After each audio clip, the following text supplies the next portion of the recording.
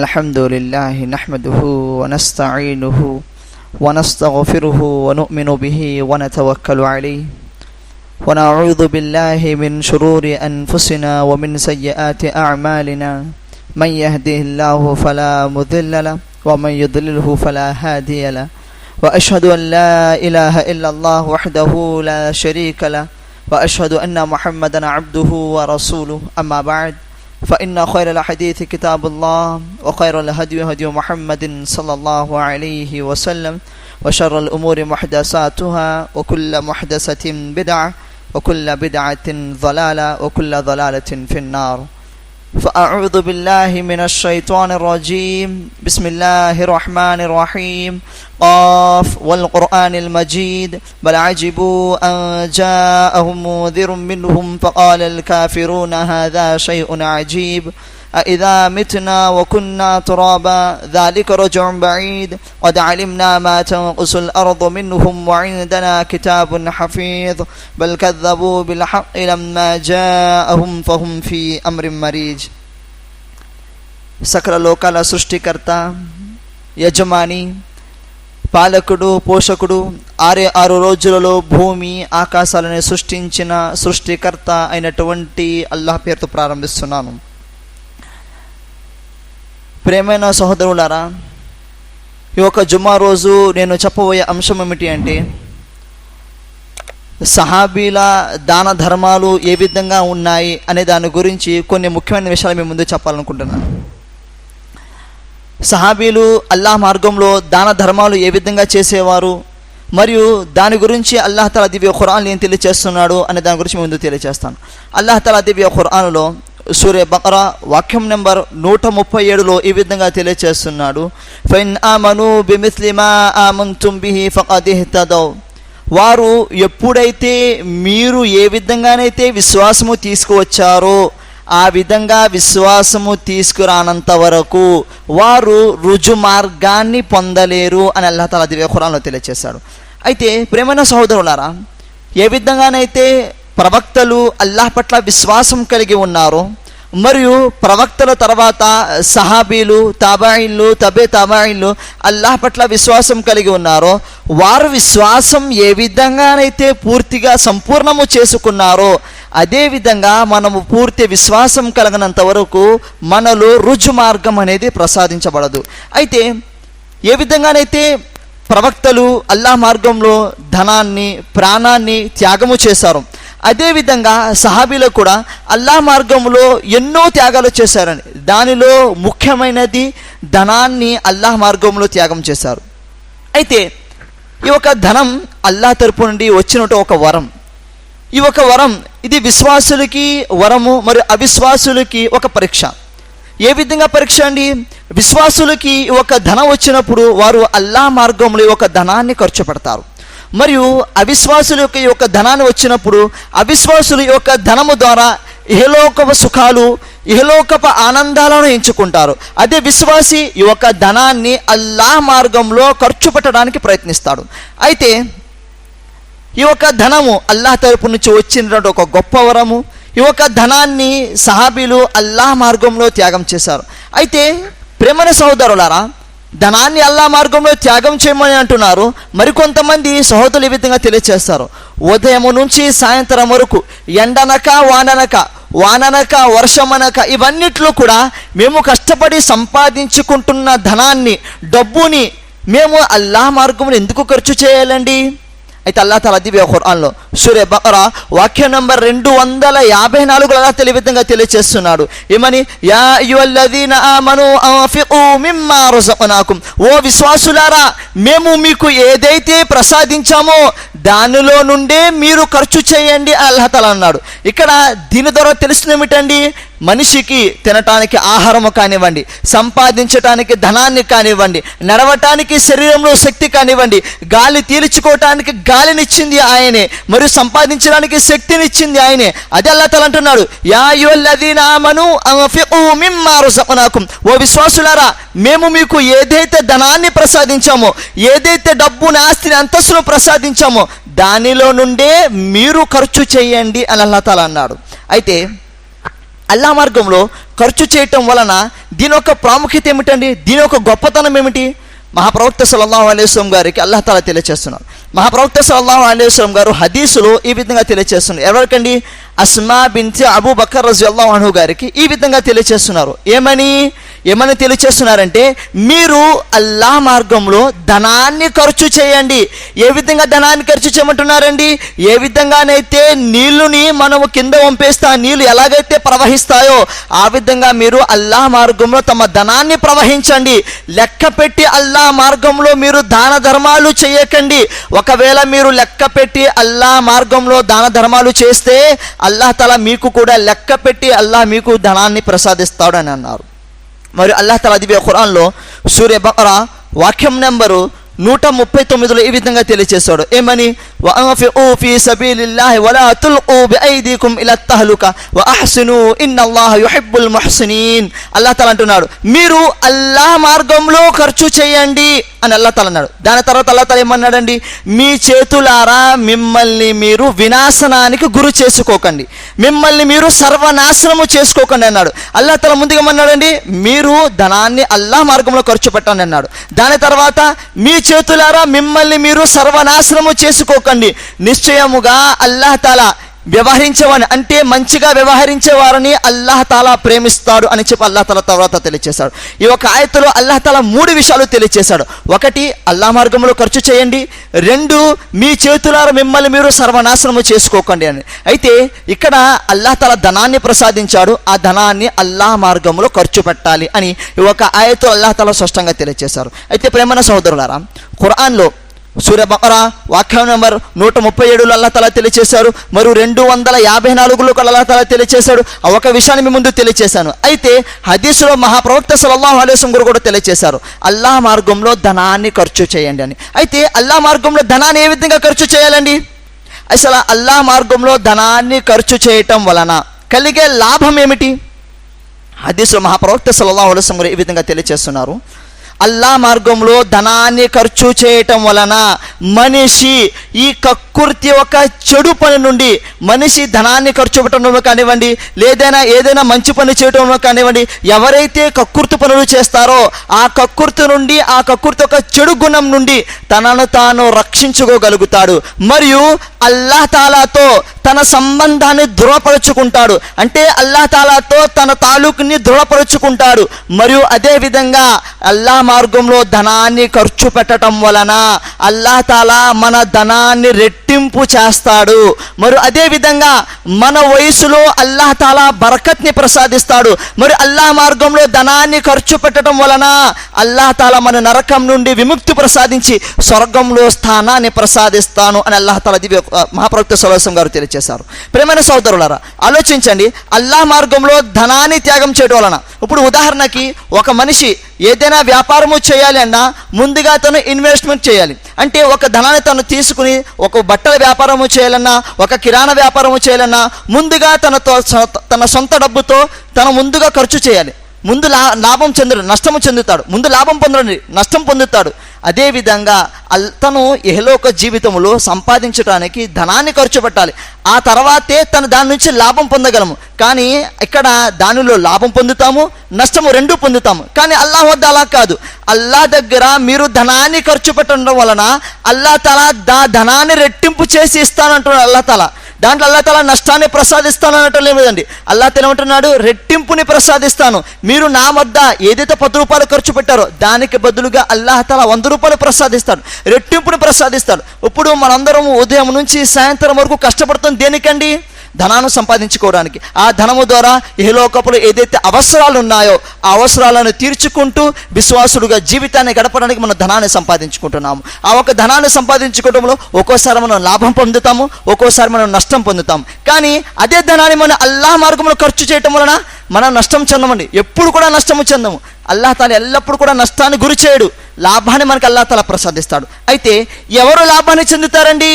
ఎవరైతే హలాల్ మార్గములో ధనాన్ని సంపాదించారో మరియు హలాల్ మార్గంలో ధనాన్ని ఖర్చు పెట్టారో వారికే అల్లాహ్ తాలా సాఫల్యాన్ని ప్రసాదిస్తాను అని అన్నాడు.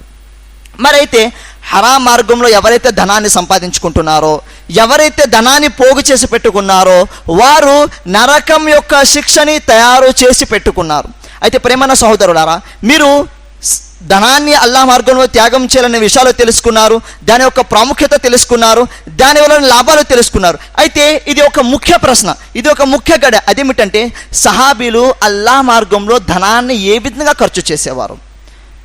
ఆ ఒక విషయం మీ ముందు తెలియజేస్తానండి. అనస్ రలియల్లాహు అన్హు గారి ఉల్లేఖన ప్రకారం ఒక వ్యక్తి మక్కా ప్రదేశంలో ఆ ఒక వ్యక్తి దగ్గర ఖర్జూరము తోట ఉంది.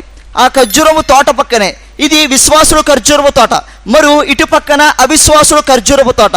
ఈ రెండు తోటలు పక్క పక్కనే ఉన్నాయి.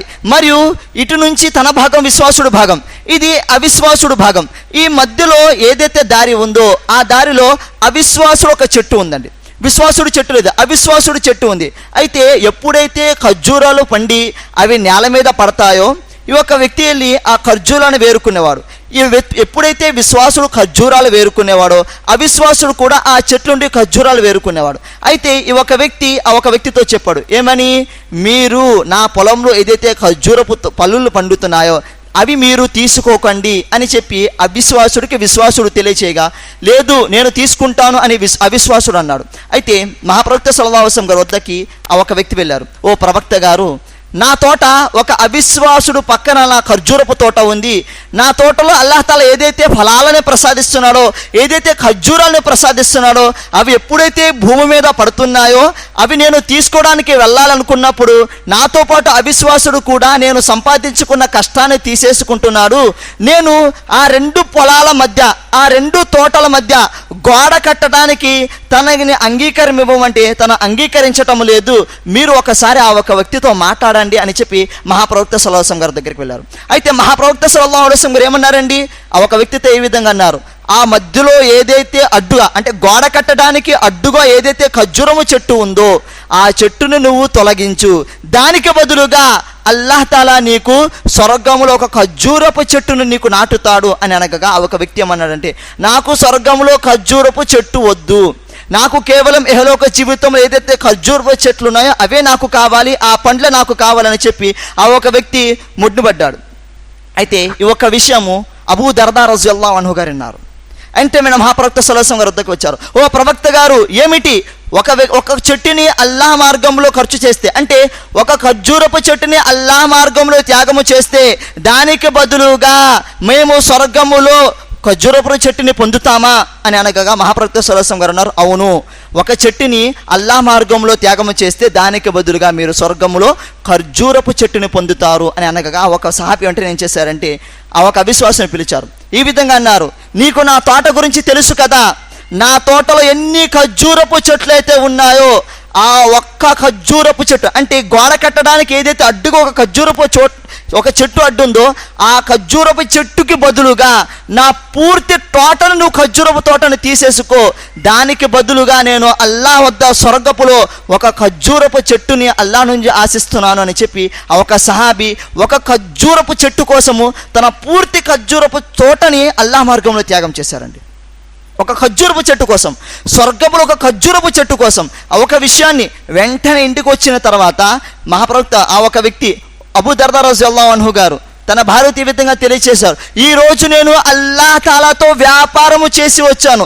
ఏ వ్యాపారము చేశానంటే స్వర్గపులో ఒక ఖర్జూరపు చెట్టుని పొందాను, దానికి బదులుగా నేను మన వద్ద ఏదైతే ఖర్జూరపు తోట ఉందో ఈ ఖర్జూరపు తోటని నేను అల్లాహ్ కోసము త్యాగము చేశాను అని ఒక విషయాన్ని తెలియజేయగానే వెంటనే ఆ ఒక్క స్త్రీ ఏమందంటే, మీరు ఈరోజు గొప్ప వ్యాపారము చేసి వచ్చారు అని చెప్పి ఆ ఇంటి భార్య కూడా ఆవిడ పట్ల విశ్వాసం కలిగి ఉంది. వెంటనే ఆ తోటలో ఆ ఒక తోటలో ఆయనకి నివసించడానికి ఇల్లు కూడా ఆ తోటలోనే ఉంది. ఆ తోట నుండి కూడా ఆ భార్య ఇంటి నుండి బయటకు వచ్చేసింది.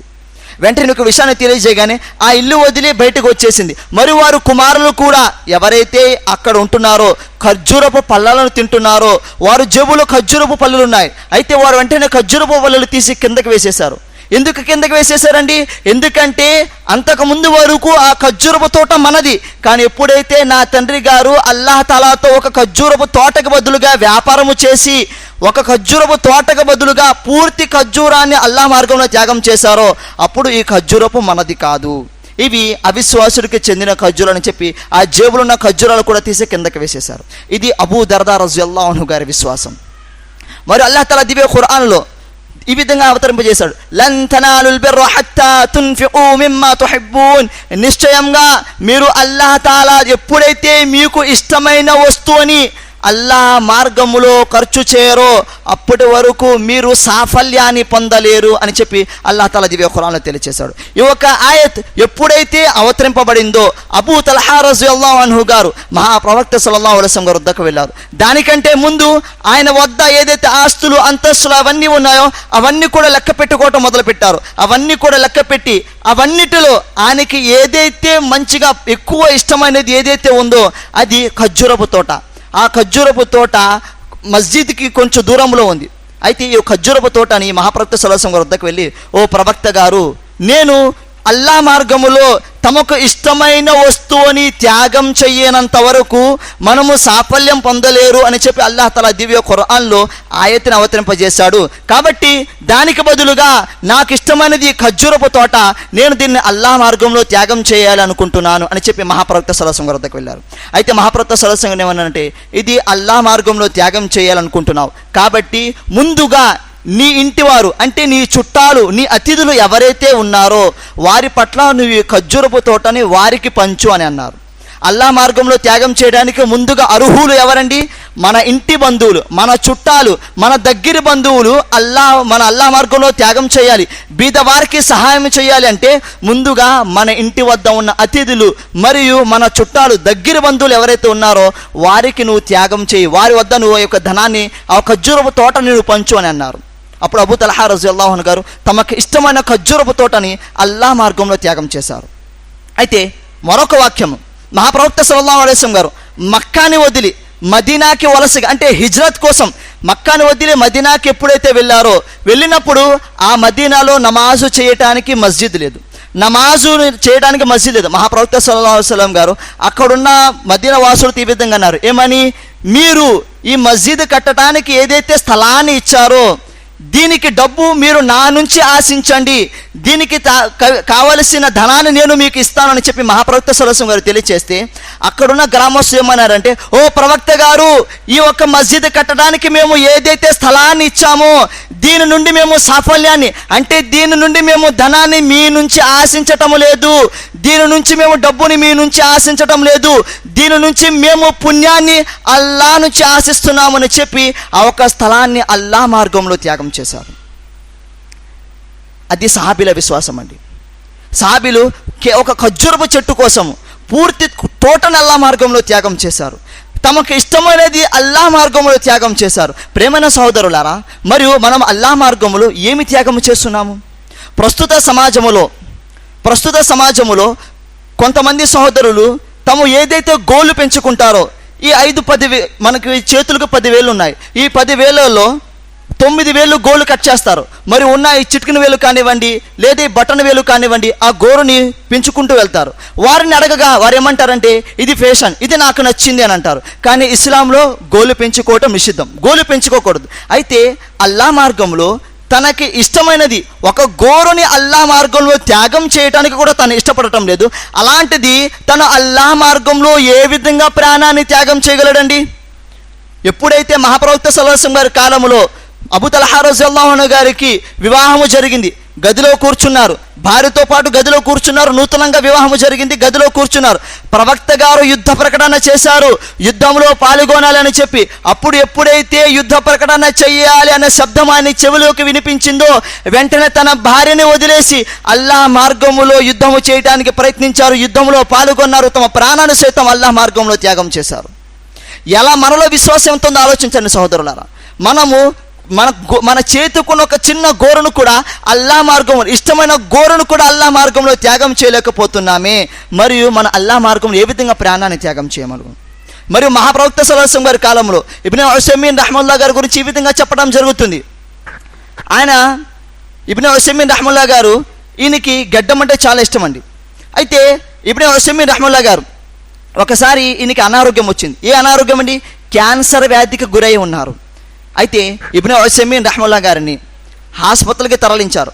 ఆసుపత్రికి తీసుకువెళ్ళిన తర్వాత అక్కడ డాక్టర్లు ఏమని అన్నారంటే, మేము మీకు ఏదైతే క్యాన్సర్ వ్యాధి ఉందో ఇన్షాల్లా దాని నుండి మేము మీకు విముక్తిని ప్రసాదిస్తాము, కానీ దీని వలన ఒక చిన్న నష్టం జరుగుతుంది మీకు అని అన్నారు. ఏమిటండి ఆ నష్టం ఏమిటండి అని చెప్పి డాక్టర్ని ప్రశ్నించగా వారు ఏమన్నారంటే, మేము మీకు ఎప్పుడైతే క్యాన్సర్ వ్యాధి నుండి విముక్తి వస్తుందో, విముక్తి వచ్చినప్పుడు మీ శరీరం మీద ఏదైతే వెంట్రుకలు ఉన్నాయో ఆ వెంట్రుకలు మొత్తం కూడా ఊడిపోతాయి, వెంట్రుకలు మొత్తం కూడా ఊసిపోతాయని అన్నారు. అయితే ఇబ్న్ ఉసైమిన్ రహ్మతుల్లాహి గారు అన్నారు, ఏమిటి గడ్డపు వెంట్రుకలు కూడా ఊడిపోతాయా అని అనగా డాక్టర్ అన్నారు, అవునండి గడ్డపు వెంట్రుకలు ఊడిపోతాయి అన్నారు.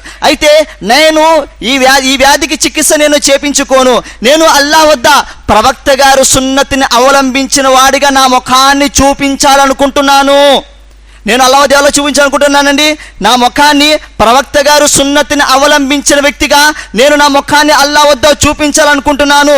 నా గడ్డము తొలగించుకుని నేను ఇహలోక జీవితంలో జీవించాలనుకోవటం లేదు. దానికి బదులుగా నేను మరణాన్ని పొందటానికి ఇష్టపడతానని చెప్పి దానికి బదులుగా ఆయన మరణాన్ని పొందారండి ఒక గడ్డము కోసం. ఎంతోమంది ముస్లిం సహోదరులు జాబ్ చేయడానికి వెళితే వారికి గడ్డం ఉంటే జాబ్ ఇవ్వమని చెప్పి రిజెక్ట్ చేసిన వారు చాలామంది ఉన్నారు. అలాంటి వారు జాబుని వదిలి అల్లాహ్ పట్ల విశ్వాసం కలిగి ఉండి ఒక గడ్డము కోసం తన జాబును వదిలేసేవారు కూడా ఎంతోమంది విశ్వాసులు ఉన్నారు. ఇది అల్లాహ్ పట్ల మనం చేయవలసిన దాన ధర్మాలు ఉత్తమమైన దాన ధర్మం అండి. దాన ధర్మాలు అంటే అల్లాహ్ మార్గంలో కేవలం ధనాన్ని ఖర్చు చేయటం కాదండి, మనకి ఇష్టమైన దానిని కూడా అల్లాహ్ మార్గంలో త్యాగం చేయటం.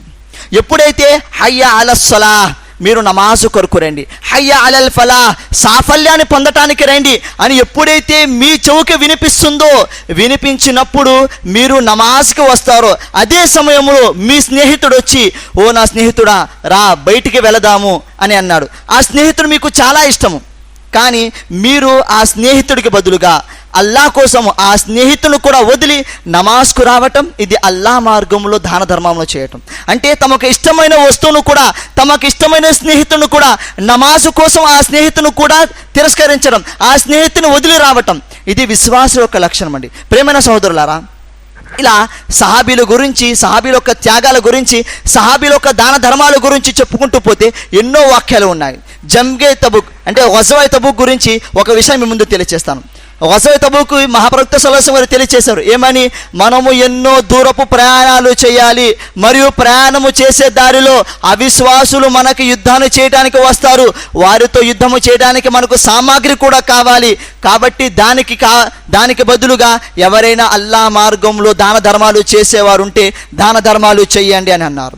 అయితే అబూబకర్ సిద్దిక్ రలియల్లాహు అన్హు గారు తమ ఇంటి వద్దున్న పూర్తి ధనాన్ని మహాప్రవక్త సల్లల్లాహు అలైహి వసల్లం గారు దర్బార్లోకి తీసుకువచ్చారు. మహాప్రవక్త సల్లల్లాహు అలైహి వసల్లం గారు దర్బార్లోకి తీసుకువచ్చి ఆ పూర్తి ధనాన్ని మహాప్రవక్త సల్లల్లాహు అలైహి వసల్లం గారికి ఇచ్చారు.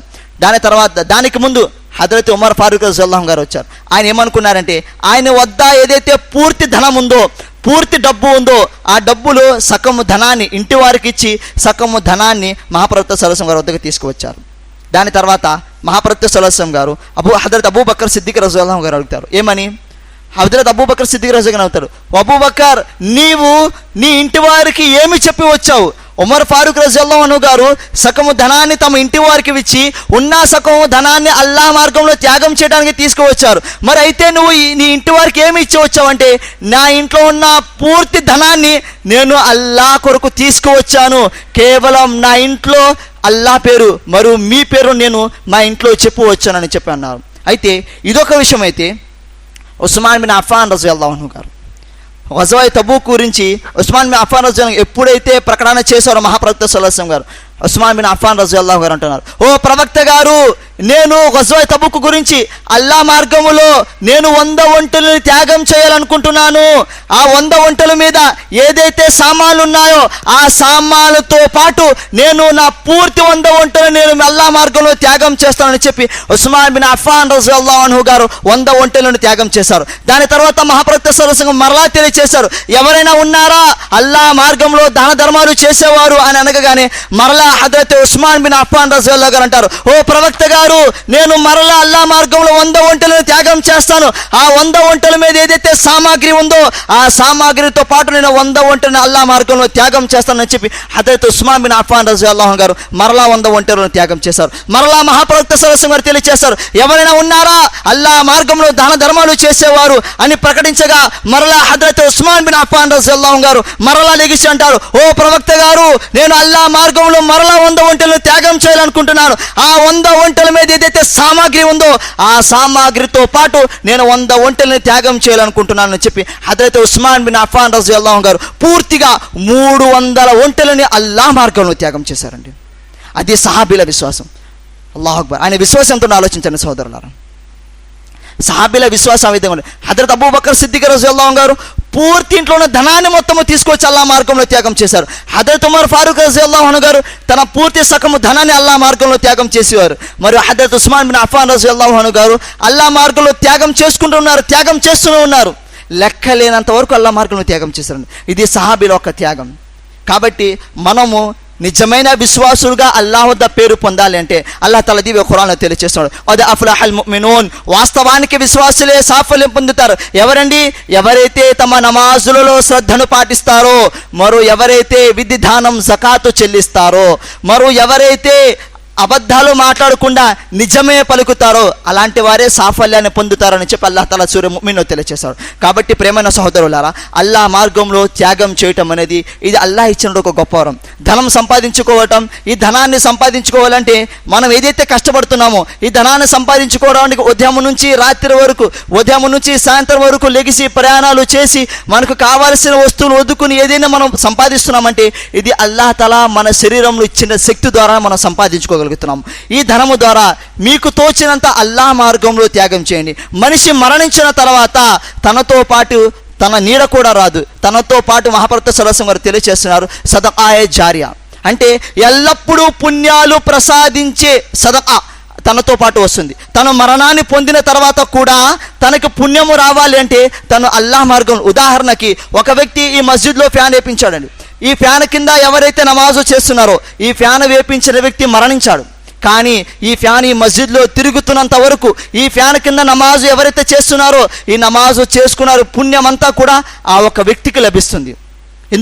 ఎందుకంటే తను సదకాయే జారి అంటే ఎల్లప్పుడూ పుణ్యము సంపాదించుకునే పనిని చేసుకున్నాడు. కాబట్టి ప్రియమైన సహోదరులారా, మనం మరణాన్ని పొందక ముందే మనం అల్లాహ్ మార్గంలో మనకి ఇష్టమైన దాన్ని అల్లాహ్ మార్గంలో దాన ధర్మాలు చేయండి. మరియు అదే విధంగా ఎల్లప్పుడూ పుణ్యము సంపాదించుకునే మాదిరిగా మీరు అల్లాహ్ మార్గంలో సదకాయే జారీ చేయండి. కాబట్టి అల్లాహ్ తఆలా ఏమిటంటే అల్లాహ్ తఆలా మనందరికీ కూడా అల్లాహ్ మార్గంలో మన ప్రాణాలు త్యాగం చేయవలసి వస్తే ఎలాంటి ఆలోచన లేకుండా అల్లాహ్ మార్గంలో మన ప్రాణాలను త్యాగం చేసే భాగ్యాన్ని అల్లాహ్ తఆలా మనందరికీ ప్రసాదించుగాక. ఆమీన్ సుమ్మా ఆమీన్.